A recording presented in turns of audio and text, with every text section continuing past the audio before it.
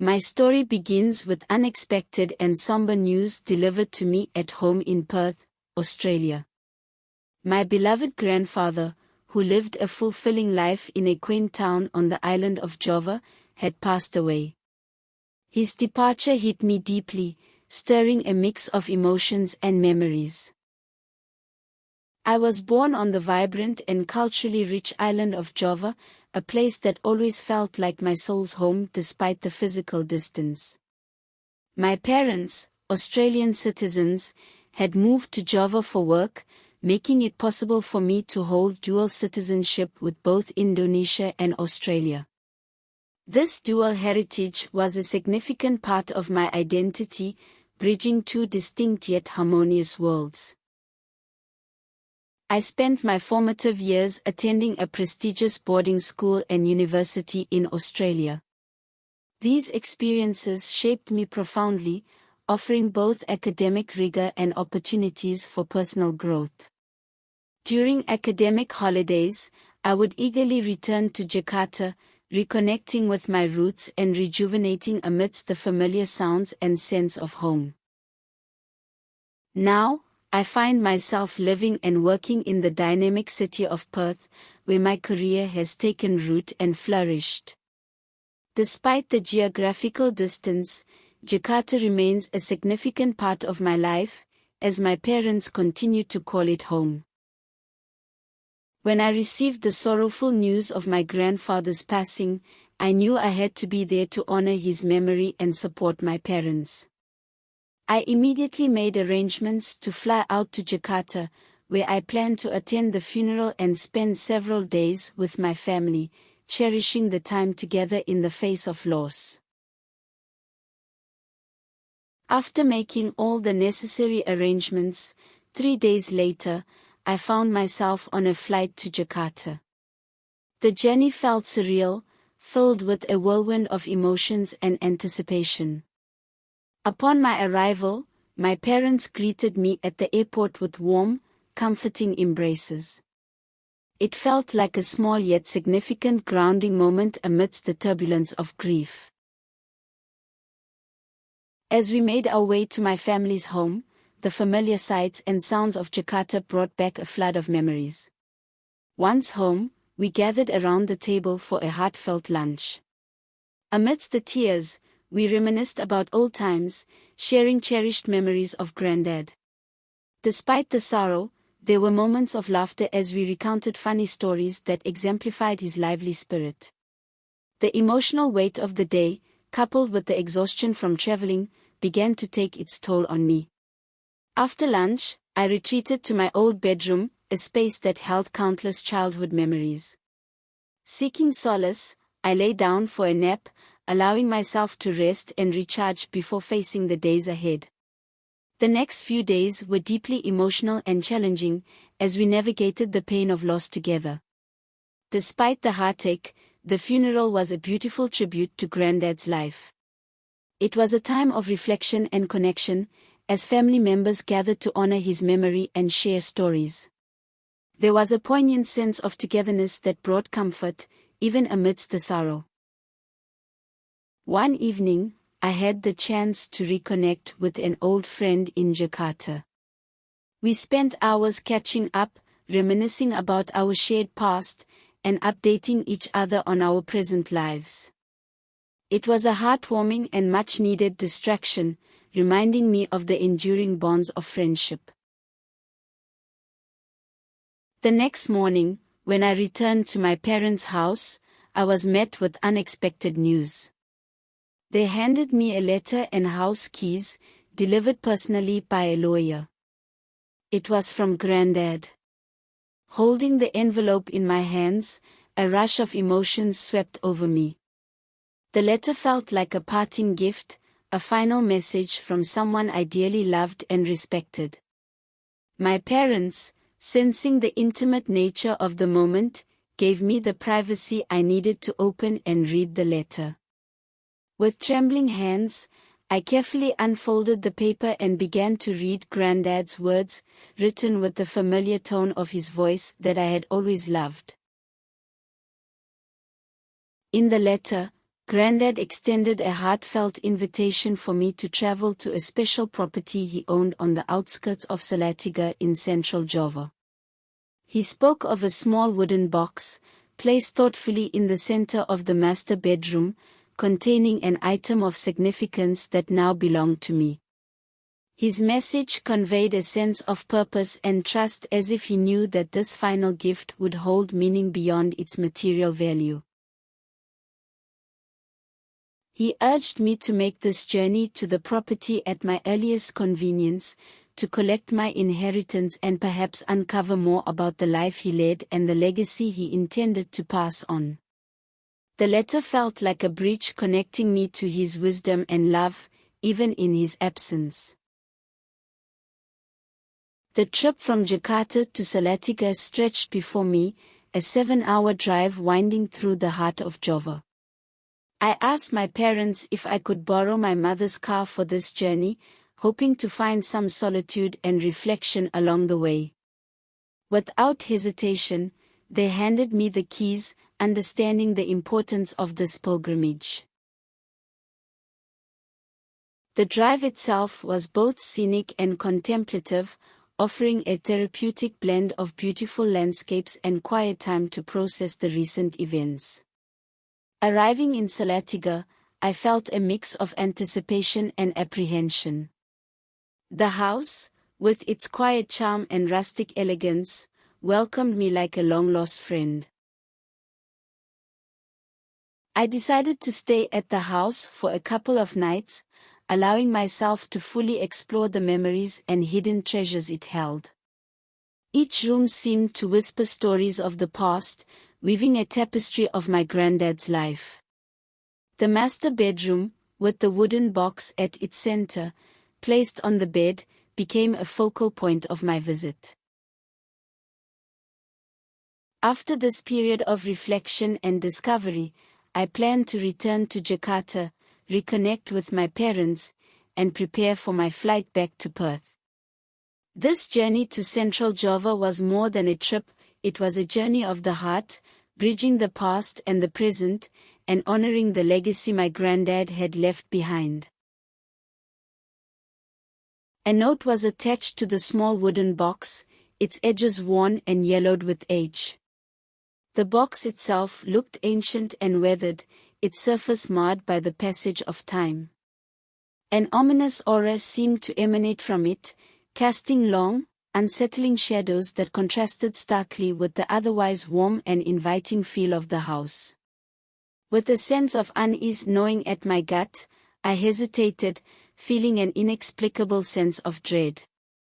The air felt colder around the box, as though it harbored secrets better left undisturbed. Despite my growing apprehension, my curiosity overcame me. I reached for the note, my fingertips brushing the rough texture of the paper. As I unfolded the note, a chilling draft whispered through the room, grazing my skin like an icy breath. The ink was faded and smudged. The words, barely legible, seemed to dance and shift on the page as if resisting my attempt to comprehend their meaning. My dearest child. This box contains a gift I have not used in decades. As I write this, you are only 10 years old, but we have always shared a unique bond, and I know you will appreciate a gift of this nature. I also know that one day, you will be wise enough to handle the responsibility that comes with it. Inside this wooden box lies a Jenglot, an object of ancient and formidable power. The premise is simple yet potent. Arrangements have been made for a sealed container of goat's blood to be placed in a refrigerator nearby. Go look for it. Once you have the container, place it in close proximity to the wooden box. Then, state aloud a wish you would like fulfilled, ensuring it directly involves another person. Mention their name clearly. Afterwards, leave the room. By the next morning, some of the blood will have been consumed, and your wish shall materialize in a reasonable fashion. That's it. It is that simple.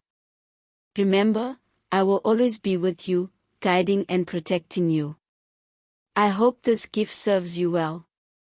With eternal love, Granddad. The atmosphere grew heavier with each word I read.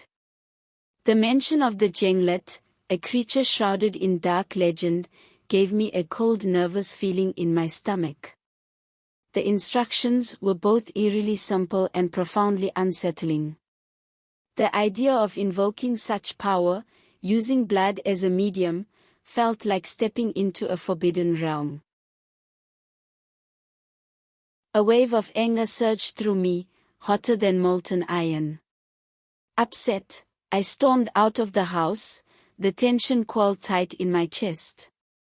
I drove aimlessly, the landscape blurring into a frenzied haze until I found myself back in town.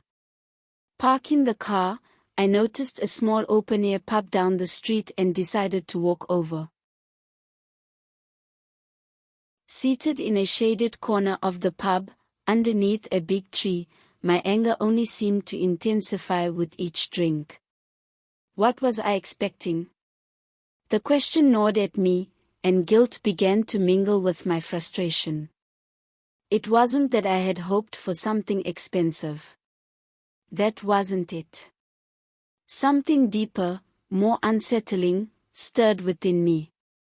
Leaning back, I closed my eyes and sighed, trying to quell the roiling emotions. The last drink I had began to calm my nerves, allowing a clearer perspective to emerge.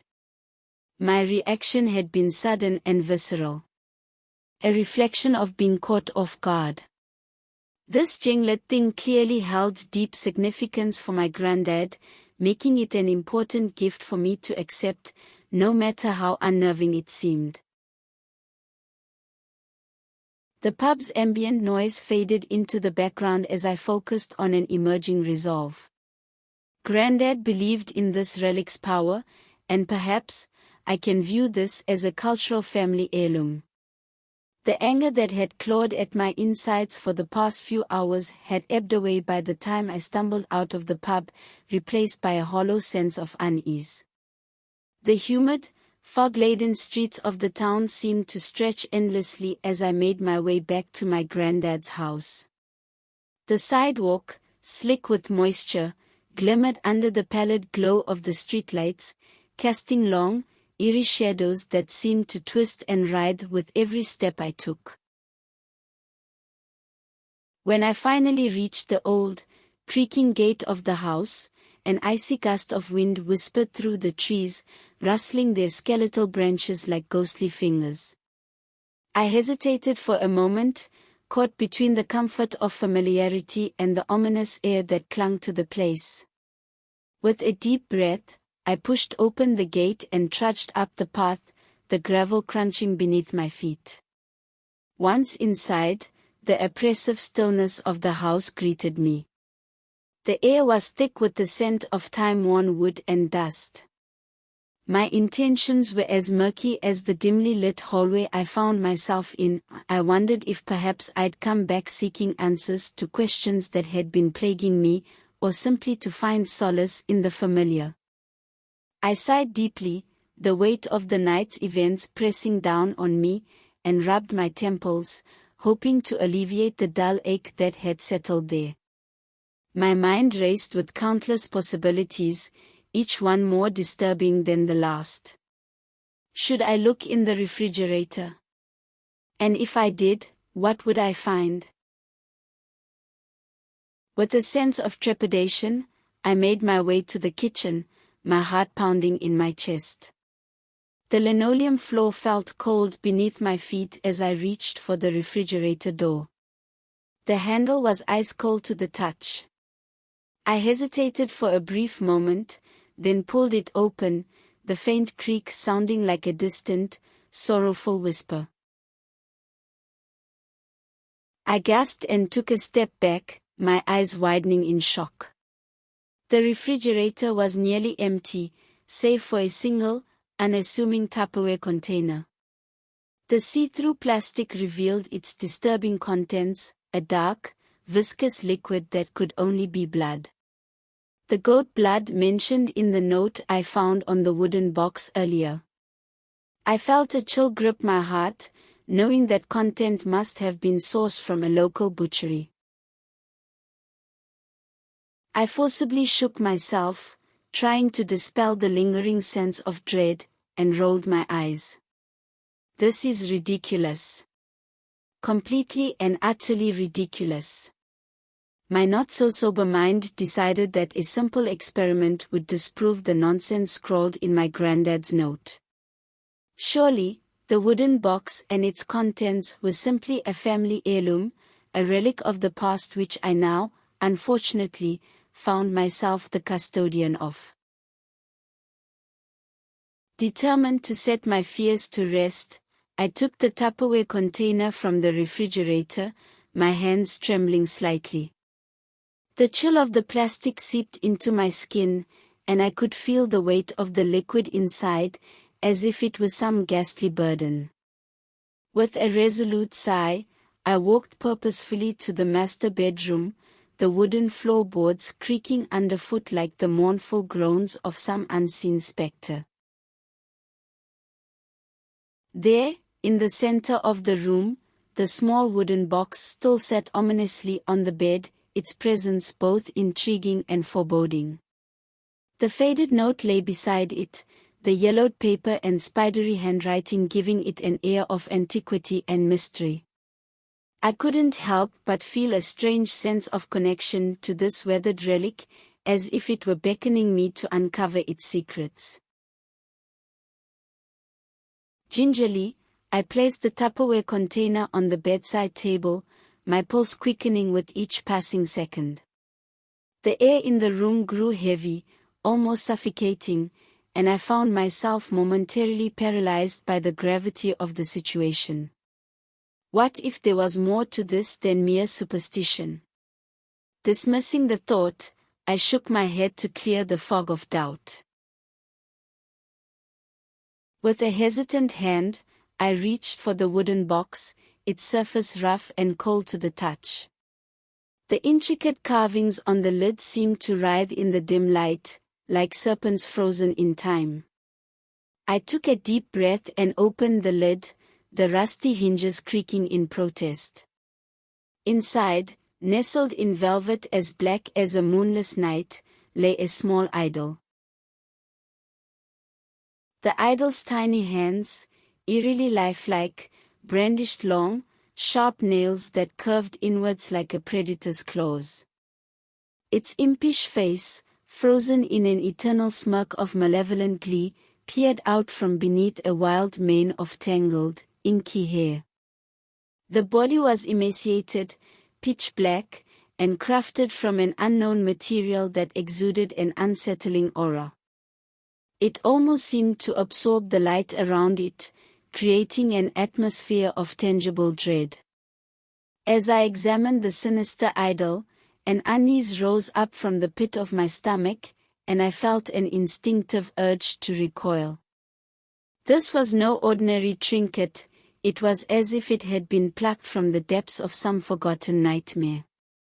The longer I stared, the more it seemed to pulsate with dark energy, a silent testament to its ominous purpose.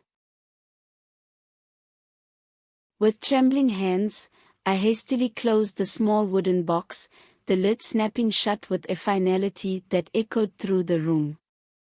I placed it cautiously back on the bed, as if afraid that any sudden movement might provoke the idol's wrath. The faded note beside it fluttered slightly, as if whispering secrets of an ancient, cursed lineage. I shook myself again, trying to dispel the growing sense of unease. This is absolutely ridiculous, I told myself, stubbornly holding on to my skepticism. I had to complete this silly experiment to prove just how absurd it really was. I needed a name, and my mind immediately recalled my friend from Jakarta and her ex-boyfriend, a fiend of a man who had been nothing but a horrible person. His name: Darmano. According to the note's instructions, I had to make a wish aloud and direct it towards the person in question. The sheer absurdity of it all made me scoff. Millions of people shared the same name, how could this possibly work?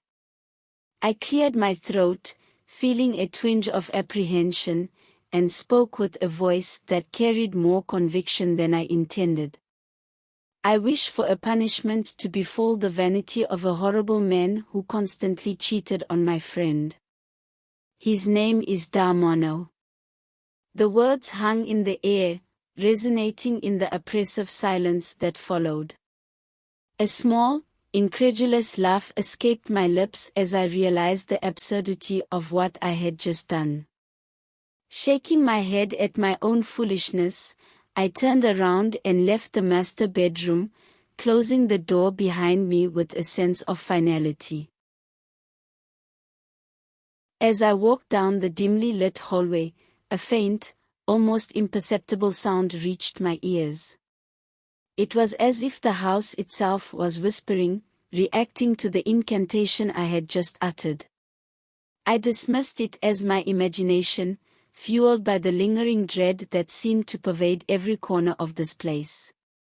But deep down, a part of me couldn't shake the feeling that something had shifted, that I had unwittingly set into motion forces beyond my understanding.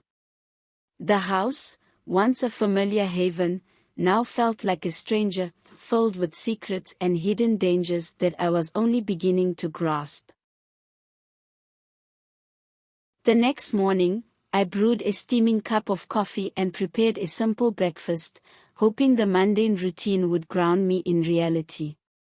The scent of freshly brewed beans filled the air, but did little to calm my restless mind. Afterward, I stepped into the shower, letting the hot water wash away the remnants of sleep and the lingering dread from the night before.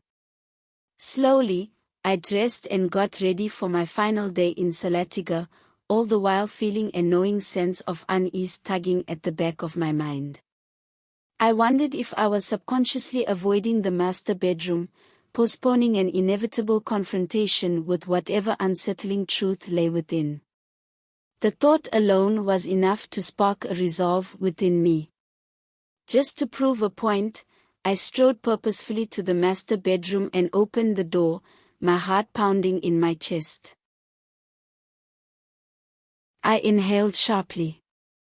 The small wooden box sat exactly where I had left it, the old note still resting beside it, untouched. Yet, the Tupperware container now lay open, its lid placed neatly beside it. The distance from the bedroom door to the bedside table was not far, but even from here, I could see that more than half of the dark, viscous liquid was gone. A chill settled on the back of my neck as I approached the bedside table, each step measured and deliberate. The closer I got, the stronger the scent of copper became. The scent of copper and something gamey.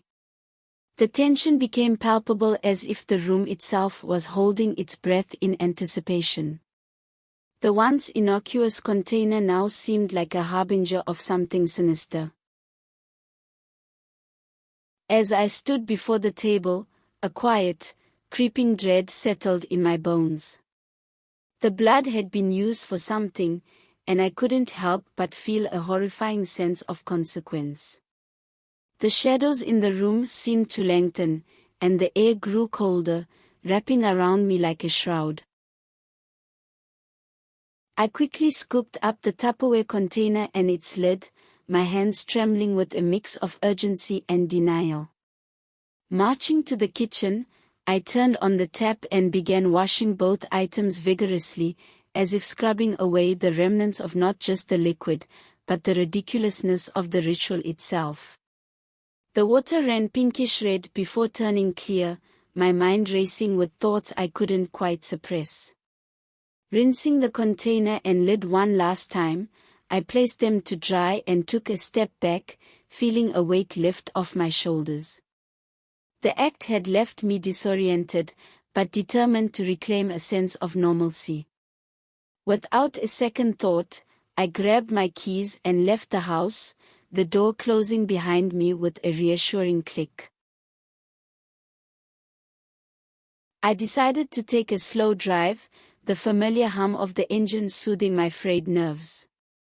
The streets of Salatika unfurled before me, their quaint, sleepy charm offering a welcome distraction from the strange events of the morning. I let my thoughts drift, my mind seeking out the simple pleasures of life, the warmth of the sun on my face, the scent of fresh rain on the pavement, and the prospect of a delicious lunch to look forward to. As I drove, I kept an eye out for a cozy spot to dine. The town was dotted with charming cafes and rustic eateries, each one promising a culinary delight. Eventually, I found a quaint little restaurant with a shaded outdoor patio, its tables adorned with colorful flowers and the soft murmur of conversations creating a comforting ambience. I parked the car and made my way inside, grateful for the distraction. The aroma of freshly baked bread and simmering dishes enveloped me, and I felt a sense of calm wash over me. Settling into a corner table, I allowed myself to relax, focusing on the simple act of enjoying a meal and pushing the unsettling memories to the back of my mind. For now, I was content to let the world outside fade away, immersing myself in the comforting embrace of good food and a pleasant atmosphere. After lunch, I took a lingering moment outside the restaurant, letting the sun warm my face, and then made the decision to head back to my granddad's house. The unsettling events of the morning had left a lingering knot of dread in my stomach, and I couldn't bear the thought of staying another evening in Salatika. The town's rustic charm now seemed to hide shadows that whispered too many secrets. I informed my parents of my sudden change in plans, letting them know that I would be coming home earlier than expected. As I ended the call, a sense of urgency gripped me. I quickly packed my very small travel bag, making sure to include the small wooden box and the old note that had instigated this eerie turn of events. With everything in place, I took one last look around my granddad's house, now feeling more like a stranger's abode than the safe haven it once was. I locked the door and sighed, the echoes of the day's unease still resonating in my mind. With a heavy heart, I slid into the driver's seat of my car and fired up the engine. The long drive back to Jakarta stretched out before me, an endless ribbon of asphalt winding through the landscape. As I left Salatika behind, the familiar hum of the engine and the rhythmic pattern of the road provided a small measure of solace, though my thoughts were still clouded with the mysteries I had unearthed. The wooden box and the old note sat in my travel bag, silent companions on this unsettling journey. The miles passed in a blur, the scenery changing from rolling countryside to the bustling outskirts of Jakarta. As the city's skyline came into view, I felt a mixture of relief and apprehension. Out of Salatika's eerie grip, I was back to the familiar chaos of urban life. Yet, the sense of foreboding lingered, trailing me like a shadow. Pulling into my parents' driveway, I took a deep breath and tried to shake off the remnants of fear. Whatever secrets the box held, they would have to be confronted eventually. For now, I was home, and I intended to find some semblance of normalcy in the midst of the unknown. My time to return to Perth arrived, bringing with it a wave of slight respite. After some heartfelt and emotional goodbyes, I boarded my flight, the plane's engines roaring to life as I settled into my seat.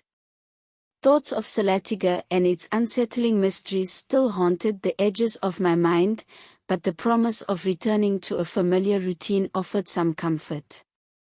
The flight was long, a transitory space where I could finally allow my thoughts to drift without the immediate presence of fear.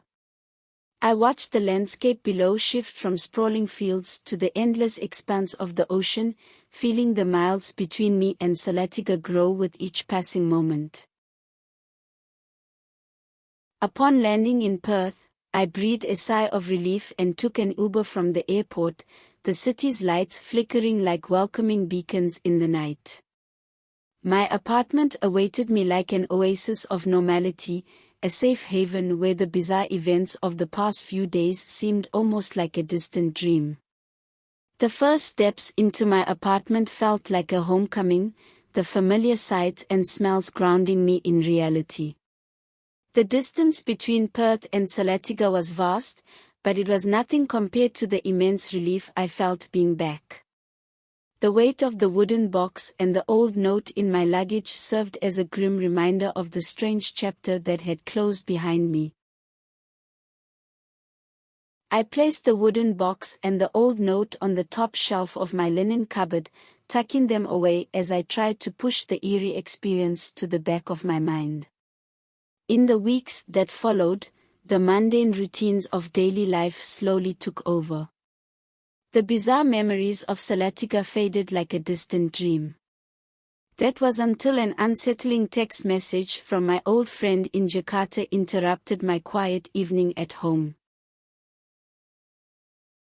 I remember it clearly. I was watching a movie, lost in the plot's twists and turns, when my phone buzzed on the coffee table.